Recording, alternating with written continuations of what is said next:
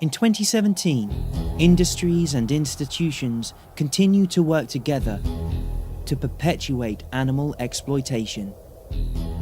As more and more people became aware of this, the corporations became desperate, peddling a phony narrative that further undermined the health of our planet and its people.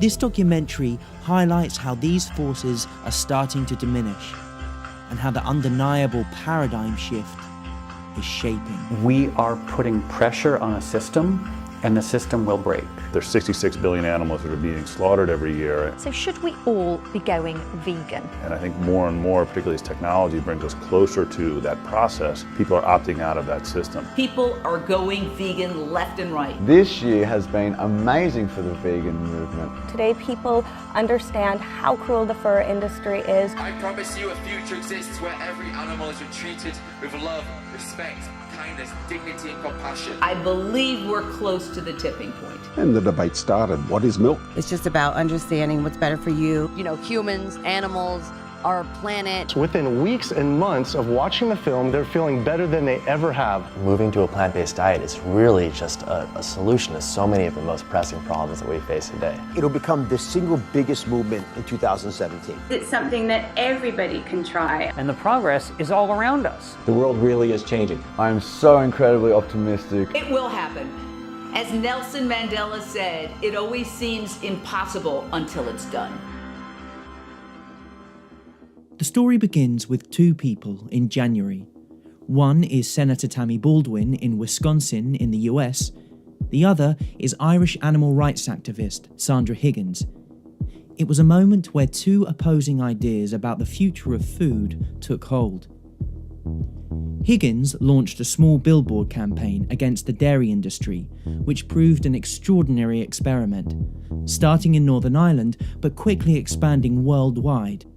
And by the end of the year, no one could have foreseen how it would play out. Vegan campaigners are free to brand British milk production as inhumane after a ruling by the advertising regulator. There was a campaign saying there's no such thing as humane milk, and they won. During my time on the farm, approximately about 2,300 babies will have been born over those 4 years. So that's 2,300 babies whose mothers were denied the right to feed their young. And that's something that haunts me to this day. Meanwhile, in the US, Senator Tammy Baldwin began a campaign against plant milk.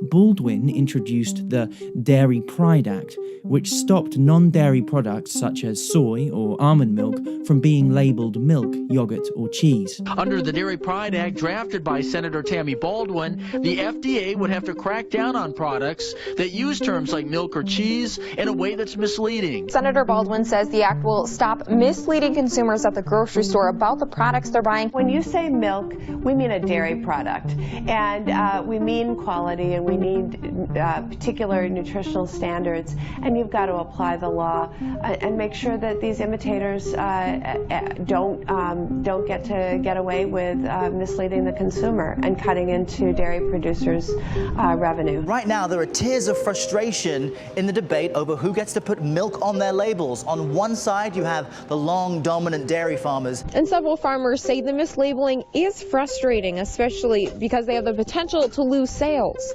And on the other, you have the new kids on the block. Rocket! Tennis star Venus Williams.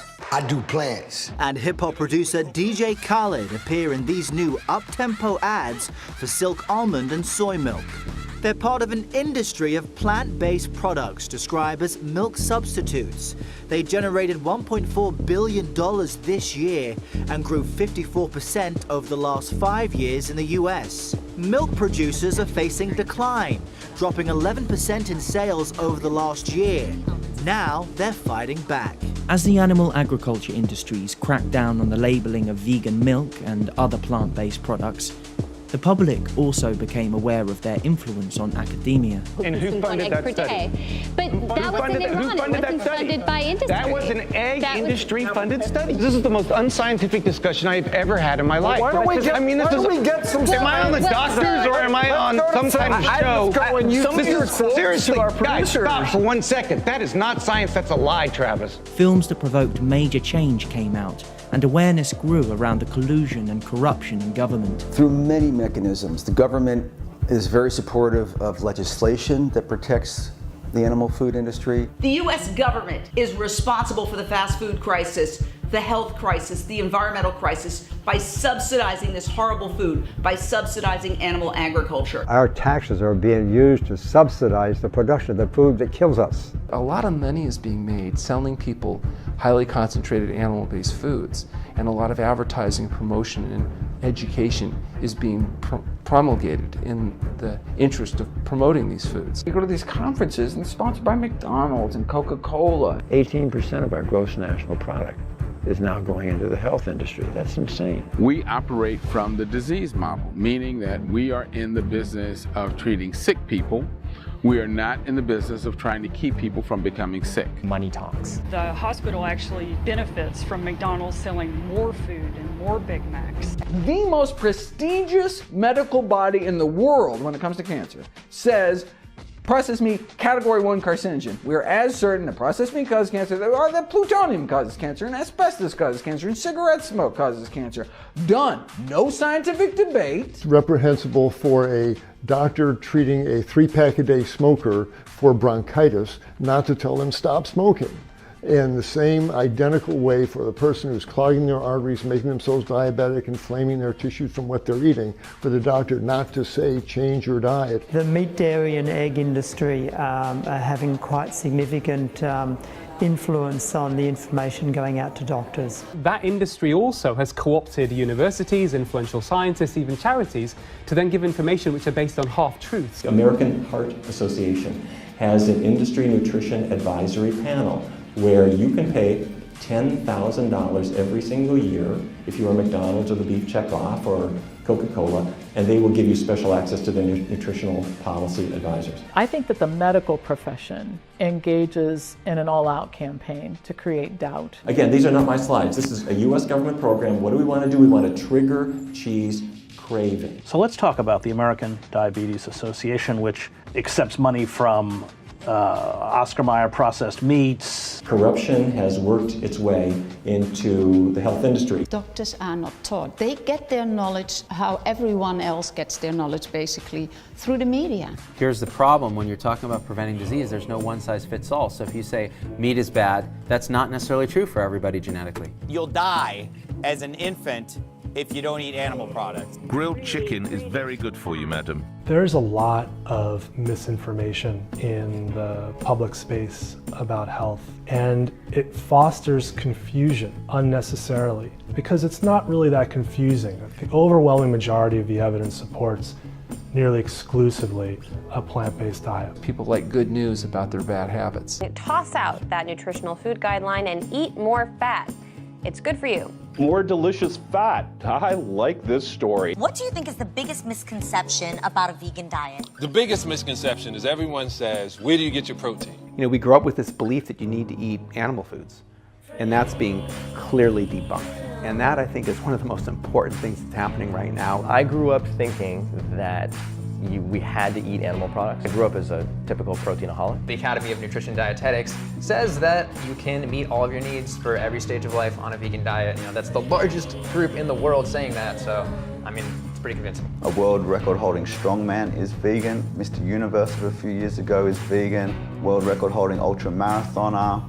UFC fighters, football players. Being a professional athlete and a vegan, some people may think that kind of doesn't go together naturally. Yeah, I think the experience has changed all of that for me and for anyone that's looked into it. There's plenty of athletes all over the planet now, and for me, the experience of it, I felt so much better within days. I felt a difference in me as an athlete. It was a test and it was a challenge because I thought maybe I will get worse. I didn't really know. I thought the protein myth and all this stuff. There's a lot of myth about it because people are afraid if I don't eat meat, I will run into a protein deficiency. That's a myth. Not that you don't need protein, but like you don't hear of people dying of lack of protein. People getting too much protein. When it came to health, 2017 went down as a key year, as more and more misconceptions surrounding the vegan diet were overcome. It is a misconception that eating vegan is expensive, and often it's the opposite. We are true herbivores, and we should not be eating animal foods at all. Plant-based nutrition was dubbed the single most important opportunity to reverse obesity and diabetes in a prominent cardiology journal.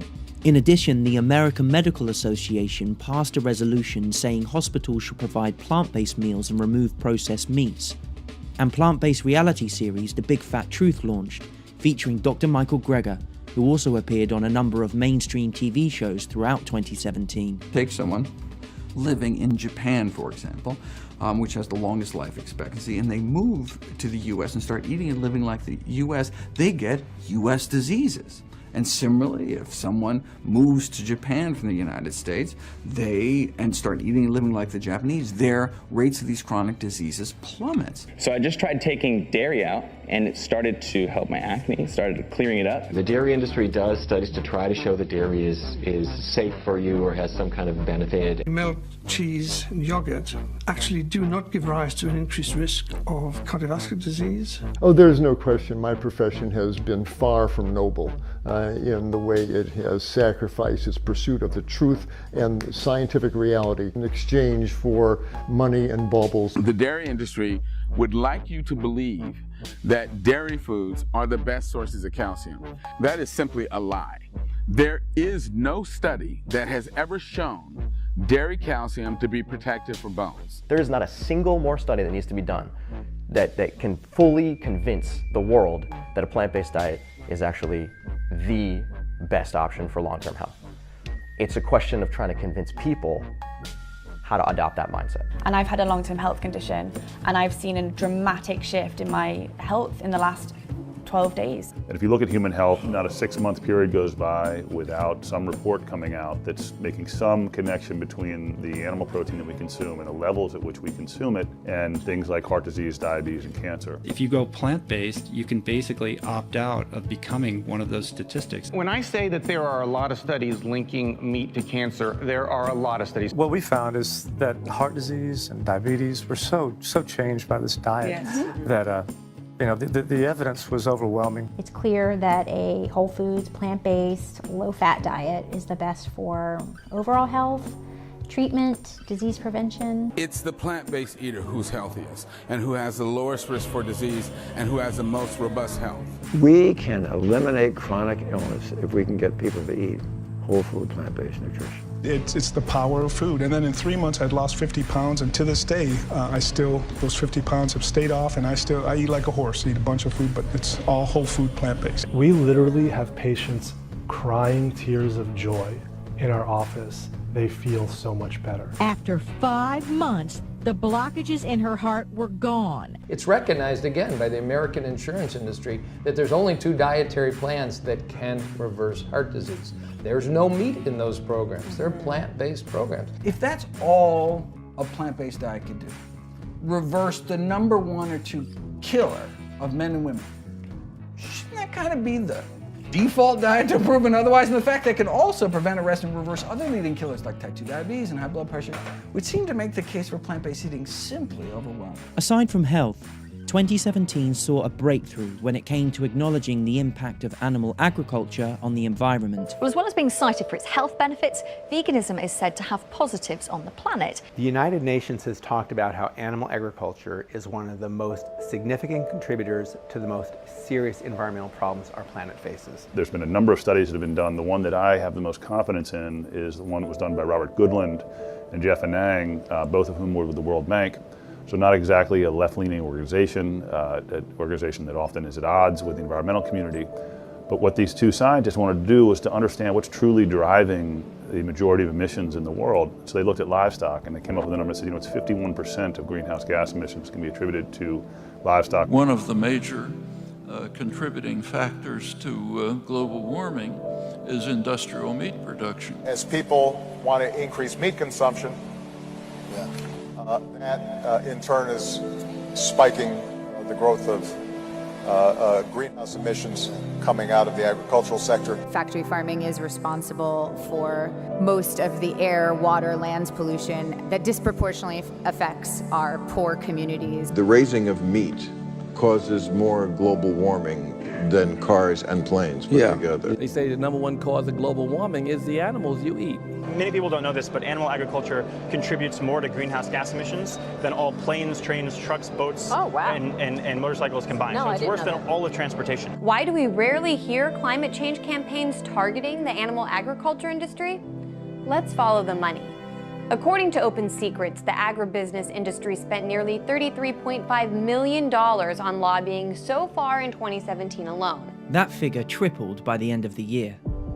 Meanwhile, a NASA-sponsored study showed that global methane emissions produced by livestock are 11% higher than estimates made last decade.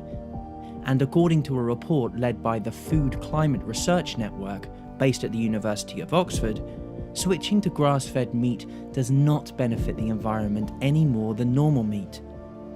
Other articles also came out in several scientific journals, including in Nature and The Lancet, highlighting the deleterious environmental effects of animal agriculture. There was a recent study that came out this week that said that if everyone in the United States switched from eating beef to beans, we would actually meet our climate change goals immediately. It takes about 8 pounds of plant protein to produce 1 pound of animal protein.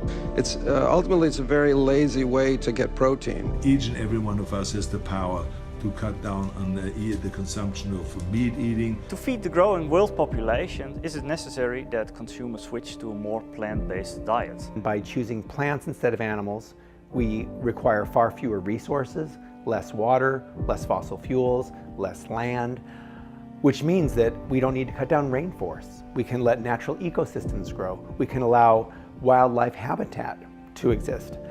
It's shocking what's happening. There's never been any point in time like this. We're in the Holocene extinction. It's proven. It's extinction based on human impact. Our existence on this planet is only temporary, but the world that we leave behind will define the future and outlive us forever. A lot of people ask if people really can make a difference, and my answer is no. It's not that people can make a difference, it's that people do make a difference. Please consider my generation and future generations and know that we are worried about our future on this planet and we are looking to adults to help. I honestly feel like, well, when I was younger, I knew I would change the world in some way. I would be part of a movement. And I didn't know what it was back then, but I'm convinced 100% with all my heart now that I know it's veganism, because we're just changing the world. Pero también hay muchas frutas, vegetales, hay granos que se pueden comer y dan proteína, dan todas las vitaminas necesarias. People do realize slowly that non-human animals are not things. On dit qu'une idée révolutionnaire a 3 étapes avant d'être adoptée. And I've just seen an amazing transformation. I just want to share it with people. Pretendemos que no se escuchen, ya que no escuchan a los animales que van a matar, que sepan que estamos en contra de esa barbarie, que sepan que hay gente inteligente en este país que no apoya esas estupideces. Each one of us can choose whether we want to increase the amount of mercy in the world or the amount of misery in the world. The right to life, freedom, and justice are considered inalienable rights for humans. But one group staged a protest today demanding that non-human animals also be granted those rights. People don't have to eat animals to live. All my favorite foods like pizza and mac and cheese, I can still eat in a vegan version. Always speak out. It doesn't matter if your hands are shaking. The earth can't wait for us. We have to change now. Social media is the most important thing for the movement. I got a bag from Whole Foods, and I got a bag from Trader Joe's, and it's all vegan. So today I'm going to be talking about how I started to be a cruelty-free makeup artist. We stop the truck so that we can get footage of the animals. We look at the animals to see what their health status is, but really it doesn't matter because at the end of the day they're all going to be slaughtered. So we're here just to show that these are living, breathing animals and that their lives matter just like yours matters and mine matters. They feel pain and suffer so the way, and we just want them to be respected. We're bearing witness to animals going to slaughter, and we're saying to the world, like, look at their faces, look at them in the eye. Do you really want, to kill this animal for, the pleasure of a taste? We can talk about animals, we can talk about antibiotic resistance, we can talk about climate change, we can talk about rainforest deforestation, famine, water use, ocean acidification, cancer, diabetes, heart disease. Well, there's also the whole aspect of the way they treat animals. They really don't treat them well. Veganism began to break growth records all over the world. The Veganuary campaign saw tens of thousands of people sign up, a staggering increase from earlier years. And in response to the burgeoning demand, food lines such as Fry's, Follow Your Heart and V-Bites gained real estate in supermarkets. However, it was not just vegan companies leading the charge. Dairy giant Danone White Wave Foods invested $60 million in its plant milk facility. Tyson Foods, one of the world's biggest meat processing companies, admitted that the future of food would likely be meatless.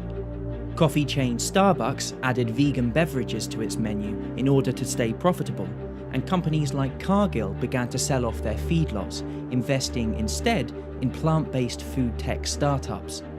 These companies received record amounts of funding throughout 2017 as they began to mimic the taste and texture of animal meat using plants. It looks like meat, tastes like meat, yes, even bleeds like meat, but it's actually made from plants. I'm enthusiastic about the incredible amount of money that's being pumped into the movement. If you look at what a couple of companies in Silicon Valley raised in terms of venture capital, that's more money than the whole animal rights movement combined. We've raised more than $100 million. Within 10 years, we certainly expect our investors to be able to get their money back. I gotta say, it's good. It even oozes like grease. It bleeds on the grill a little bit. So it's made out of peas. What's the grease made out of? Well, it's plant-based grease too. We're taking plant material and we're running it through a process of heating, cooling, and pressure that stitches together the protein that's present in plants in a format that's very similar to how it's present in muscle or meat. And so we're essentially taking the animal out of the process. You say it's possible for meat lovers to move the plant protein and not miss anything. Yes. Impossible Foods' plan is to invent new choices for people around the world that satisfy their taste for delicious meat. This offers a huge opportunity for entrepreneurs, businesses, scientists. BurgerFi, it's a chain with more than 100 locations across the country. They're going to start offering a plant-based burger that they say actually looks and tastes like the real deal. Oh my God. I give it a 10 and so does the Russian judge. In my view, it is the future of meat. The whole world's moving in that direction. I can stay after, right? No, because I had it and we actually did a side-by-side taste test with a burger that was a traditional burger made of actual meat, and we definitely preferred this. I'm going to have mine after. It's very juicy, Steve, so I suggest you wear a little bib of sorts. Well, and for those of us who do care about and think about our impact on the environment, I mean, oh my gosh, this is so good. I mean, like really good. Thank you very much. If you didn't tell me and had my eyes closed, I wouldn't really know. Is this the vegan? I honestly thought that was the chicken. Like seriously, how could you even tell that this was vegan? Another product gaining widespread attention and funding this year was lab-based meat. This technology is controversial for some, as it sees scientists build meat from cultured animal cells. But others see it as the answer to the problems we face. China invested $300 million into the industry. Hampton Creek began talks with global giants in the meat processing trade who are interested in licensing this new technology. And Richard Branson and Bill Gates, among others, invested in the lab meat startup Memphis Meats. You're seeing disruptive technologies change industries. So hotels are being disrupted by Airbnb, taxi cabs are being disrupted by the Lyfts and the Ubers, and the list goes on and on. I see that about to happen with the fast food industry. It's old school, it's 20th century. There was one extraordinary businessman at the center of this food technology revolution. Jeremy Coller and his FAIR initiative quickly gained the backing of an investor coalition worth almost $3 trillion. This powerful group of disruptors not only invested vast quantities of wealth into the meat replacement sector, but also applied pressure on the 16 leading food companies, including Tesco, Walmart, and Target, to switch from animal-based protein to plant-based protein. As this happened, more and more companies and restaurants realized the increasing popularity of vegan foods and began releasing products. With interest in veganism on the rise, so too is the demand for meat-free alternatives. I mean, there's so many great vegan restaurants and like dishes, and it's much easier than I thought it would be. I mean, change is really happening. You now have major companies that are starting to invest in developing vegan protein products, vegan plant milks, and so forth. Now we have plant-based meats and plant-based cheeses, and there's almost nothing that I used to eat that I can't eat now in a plant-based version. Despite the progress, there were some strange events. The high-profile plant-based Impossible Burger was not deemed safe for consumption, but very few questioned whether anything was wrong with traditional meat. Hampton Creek's vegan products were dropped by American retailer Target after unsubstantiated safety claims, and nobody knew why. But progress was really hindered in the UK, where MPs attempted to scrap the law recognising animals as sentient, and the Bank of England released notes containing beef fat, symbolic of the deception the animal agriculture industry relies on for its continued existence.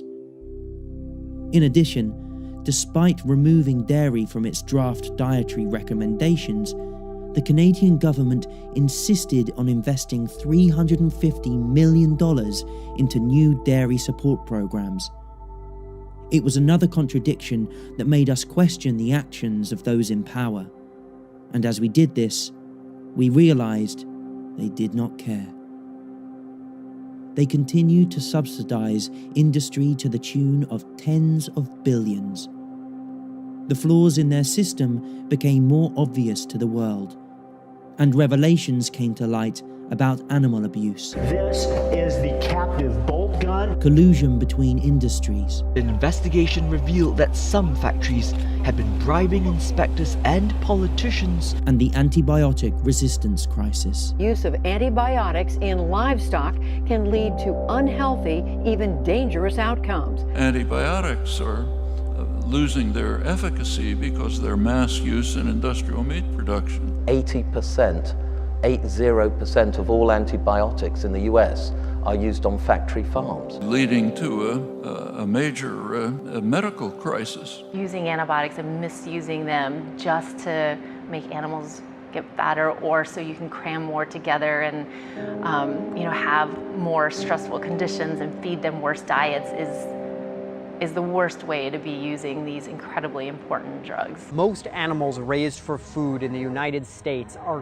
grown inside giant industrial buildings called factory farms. For the first time ever, we have compiled drone footage of these facilities across America.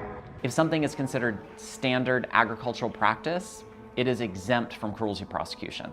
It is that loophole that allows pigs to be slammed into the ground head first, for pigs to be castrated and have their tails cut off without pain relief, chickens to have their beaks cut off, animals to be crammed in cages on factory farms. In 1992, 30% of pigs were kept on a factory farm in the US.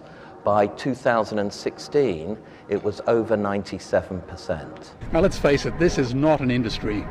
It's an atrocity. It's like any pictures of animals cooped up. You don't want them to be like that. You want them to be free in a field. They have a war waged against them. The animal rights campaigners claim conditions there are appalling. There are many alarming revelations. In these concentrated animal feeding operations, crowded, stressed, standing around on their own feces. When we consume, what's called meat, this is the body of a living, feeling individual who wanted to live. So this is not just some personal choice. And at the slaughterhouse, they will be shot in the head with a bolt gun, which will fire a bolt through their skull to pierce their brain, and they call that humane slaughter. The conditions that these animals live in are absolutely horrendous. The crises were piling up, but the mainstream media would continue to peddle a false narrative, helping the world's most powerful industry instead of challenging it. A recent survey has shown a worrying trend among young people under 25 for dairy-free diets. My son only eats chicken fingers. I wear leather. That you are lacking in nutrients your body needs. Almond milk and soy milk seem to be okay.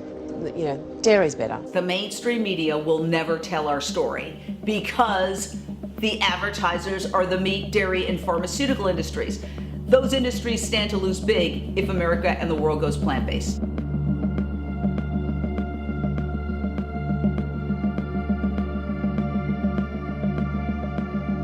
Is Miley Cyrus the veganest vegan to ever vegan? In 2017, a number of celebrities adopted a plant-based diet, including Jason Derulo, Charlie Sheen, Kylie Jenner, Neo, and actress Danielle Brooks, among others. Leonardo DiCaprio and Serena Williams invested in vegan brands. NFL champion Roland Williams urged fans to leave meat off their plates. Paul McCartney demanded that only vegan food be served at his concert. David Attenborough ditched meat.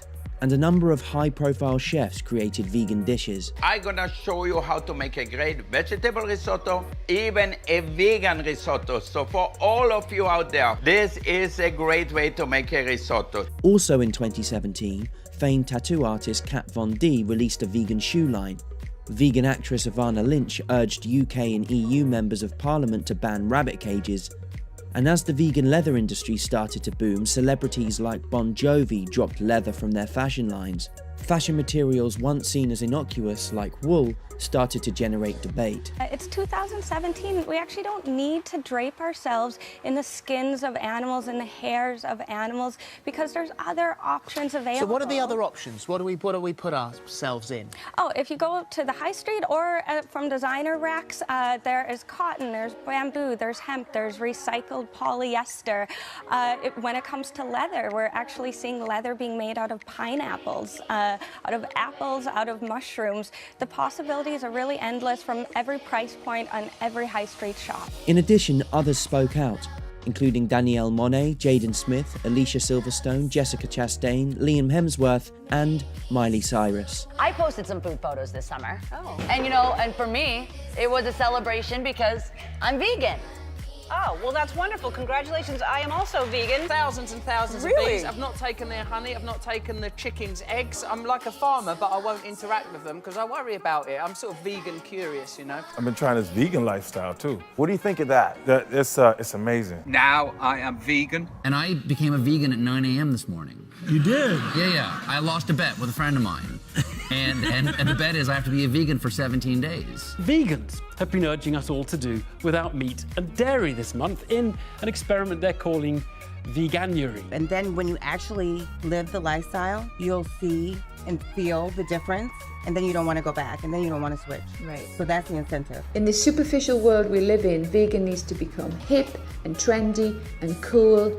It's, to be honest, I think it's the first time I've been asked about veganism and fashionable. And I've got my fake leather shoes on, my vegan shoes, yeah. Awesome. How have you managed to preserve yourself so wonderfully when I preserve myself so chaotically badly? I'm vegan. You look pretty fit. What diet are you on? You on this? Plant-based. You're on a plant-based diet? Yes! Over the course of the year, many professional athletes also dropped animal products and set new records on a vegan diet. Vegan climber Kuntal Joysha scaled Everest. Fitness P90X founder Tony Horton turned to a plant-based diet, as well as soccer player Jermaine Defoe, NFL quarterback Cardale Jones, and basketball players Jahlil Okafor, Kyrie Irving, and Damian Lillard. I thought it was all hype. I thought people just said it just because it was a healthier food, but I can feel it. I can definitely feel it. Getting away from, just the animals and all that, man. I had to get away from that. So my energy is up. My body feels amazing. Also speaking out about the benefits were NFL star Griff Whalen, basketball player Wilson Chandler, professional surfer Tia Blanco, and former rugby player Ben Cohen. Endurance athlete Rich Roll completed one of the hardest races at the age of 50, and a number of others adopted a plant-based diet after watching the documentary What the Health. What the Health? Including Formula One giant Lewis Hamilton. Plant-based diet you've gone on to. I can't express to you how amazing I feel. This What the Health movie. Isn't that incredible? Driving the world crazy. Everyone's vegan now. My fiance watched this documentary called What the Health. Everyone is buzzing about the Netflix documentary, What the Hell. A new documentary on Netflix has many people questioning their diets. And now we're vegans. Following What the Health, other films were announced, many with high-profile casts, including The Game Changers, From the Ground Up, Eating Our Way to Extinction, Eating Animals, Eating You Alive, The Invisible Vegan, Taking Note, Empathy, Seaspiracy, Meet the Future, and Dominion. UK indie documentary Land of Hope and Glory made waves with its release, and so did Netflix original Okja, with its groundbreaking budget of $50 million. We watched Okja, the film, and it just absolutely had us in tears at the end. We were ethically convinced immediately that there was no reason to kill any animals. And this is a work of art. And that's why art exists, because sometimes people can't handle the truth in its raw footage form, but they can handle an artistic work. In a striking move for mainstream television, the documentary Carnage was released by the BBC. Look at what the meat industry is doing to our planet. Look at what it's doing to other animals. Look at what it's doing to us. That's extreme. As these films circulated worldwide, the dairy industry lashed out more.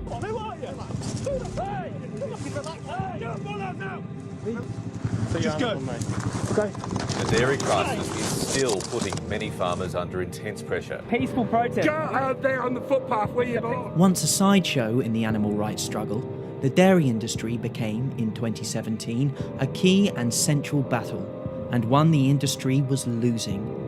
While dairy producers' profits plunged, research firm packaged facts predicted that the dairy-free market would be worth $28 billion in the next 2 years, a staggering growth from only $6 billion last year. Industry leaders admitted the dairy sector is facing an existential threat from vegan campaigning at a recent industry summit. Tammy Baldwin's attempts to crack down on vegan milk sales proved unsuccessful, and the dairy industry, in a confused state of desperation, began calling their own products plant-based. In addition, thanks to Sandra Higgins' tireless defence of her poster message, the Advertising Standards Authority in the UK ruled that you can legally state that humane milk is a myth. The idea that my pleasure or my taste or anybody's pleasure or taste is worth more than the entire life of somebody else is ludicrous, and it's immoral. Towards the end of the year, Plant-Based News' World Plant Milk Day was launched, and the dairy industry began its own counter hashtag. I'm Abby Reader, and I'm proud to be a dairy farmer. We're the Evans family, and we are proud of dairy. Proud of Dairy achieved only a handful of submissions, while World Plant Milk Day trended all day. The fate of the two hashtags a fitting metaphor for the competing forces, and a sign of increasing awareness. And I'll tell you what, there's nothing happy about the dairy industry. Calves that are born into this industry, particularly the male calves, are considered wastage. The calves are taken from their mothers a few hours after birth to be slaughtered and processed. And we warn this report may distress some viewers. Conditions on 2 Invercargill dairy farms have been described as catastrophic. So we have this rampant sexual abuse. A cow has to become pregnant in order to produce milk, and that they become these baby-making machines. We've done investigations at so many dairy factory farms across the country and have documented mother cows bellowing for days. All the cruelty in the dairy industry, the forced impregnation, the separating babies from their mothers, the slaughtering of the baby animals, the killing of the mothers as well, and the exploitation of their reproductive system, all of this cruelty and violence and oppression. And what's it for? Just so we can have a little bit of cow's milk in our cereal, so we can make a piece of cheese to fit with all the other ingredients on our sandwich. It's not about respecting me as a vegan. It's about respecting the life of somebody who feels like me, someone who's capable of the same physical feelings that I have. I'd like all people to look at the fundamental core of ethics and morality, which is treat others the way you want to be treated.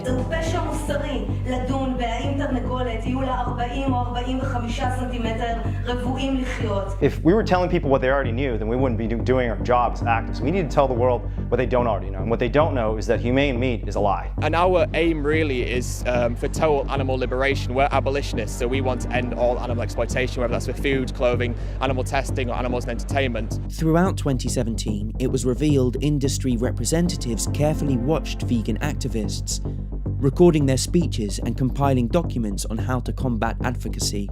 Press releases were published in an attempt to discredit their arguments, and FBI agents raided animal shelters in an attempt to intimidate animal rights activists. It's absolutely true that Most senior counterterrorism officials would be appalled by by this recent conduct of the FBI, and to pursue these animal activists instead of the people who are actually abusing the animals is actually a massive waste of resources. I think we'll continue to see a lot of resistance from animal agriculture in this country. This is a $250 billion industry.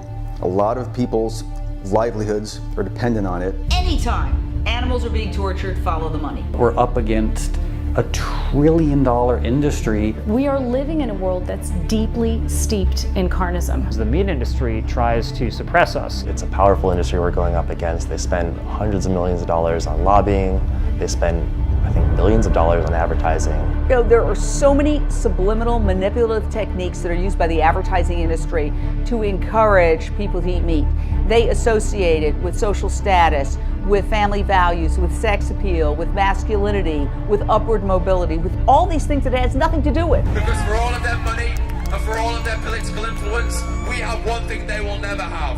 We have the truth. Disproportion between that little bit of extra pleasure you might get from eating meat and the phenomenal amount of destruction required to produce it should surely commend it to anyone as a stupid thing to do. If you spent 1 minute in their shoes, if you knew what that was like, I know you wouldn't do it. Just look into the eyes of an animal who's suffering, who's about to be brutalized and torn to pieces on the slaughter line. And stuffed with all kinds of carcinogens, the growth hormones, the steroids, the Prozac, the antibiotics, stuffed with that shit. In every movement in history, movements have grown and changed the world when people have the confidence to speak truth to power. You really can't be an environmentalist and not be vegan.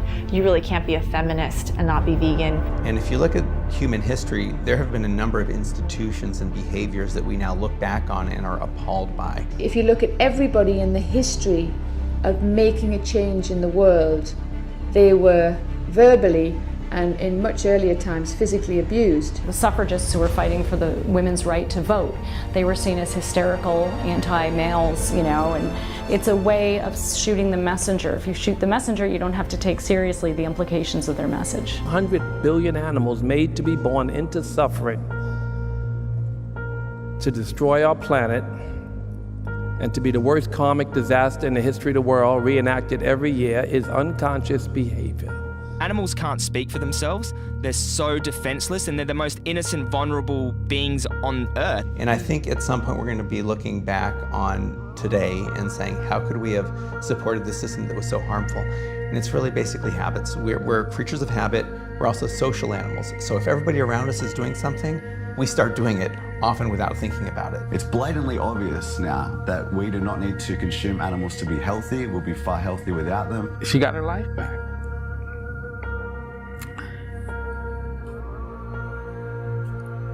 You can't put that into words.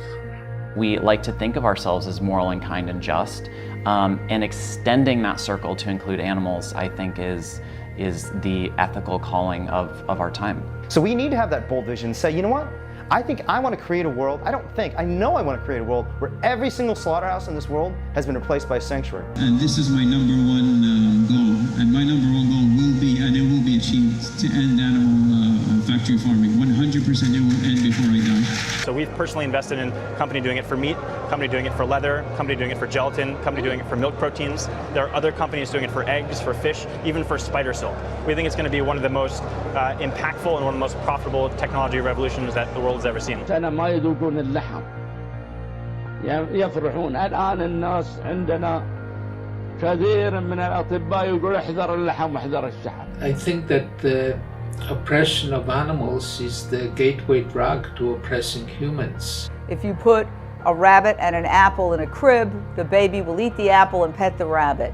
And what we do is we try to toughen boys up and girls, and we try to make them strong by making them callous and unfeeling, and we indoctrinate and condition them into being cruel and giving them the terrible values that what you drive or what you wear or what your little totems are more important than kindness and compassion. And I do think those scales are going to tip at some point so that veganism becomes the dominant ideology. There's so many new campaigns, there's so much new activism happening.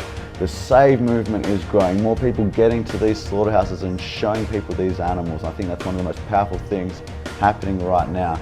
The Cube of Truth by Anonymous for the Voiceless is growing in city after city after city. It is so amazing to be a witness to the growth and development of this cruelty-free world, especially in the beauty world. I talk to some people now who look back on, for example, Ringling Brothers Circus closure, and they say, oh, it was inevitable. It wasn't inevitable, but nor was it impossible. Nothing about what we're doing is inevitable nor impossible. By the end of 2017, there were a number of promising developments. Ag-gag bills, designed to cover up the reality of factory farming, were declared unconstitutional in several states in the US.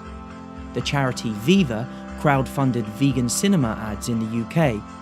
A political think tank called for a vote to make factory farming illegal in Switzerland, and animal rights marches broke record numbers all over the world. The easiest thing that any one of us can do to help animals is simply leave them off our plates and stop paying for their abuse. Online access to information about how to live vegan is more accessible, with new recipe guides and resources coming out all the time. Groundbreaking media, using social media, YouTube, Facebook, and video to get the word out is so important. As young people predominantly get their news from these platforms now, a new generation is being created in the biggest health, environmental, and ethical movement ever to exist. What's exciting about that is it shows the generational shift. Even people perceived to be against the new way of thinking began to speak out, including Unilever president Amanda Suri. In addition, supermarkets redesigned meat aisles to encourage consumers to buy less meat.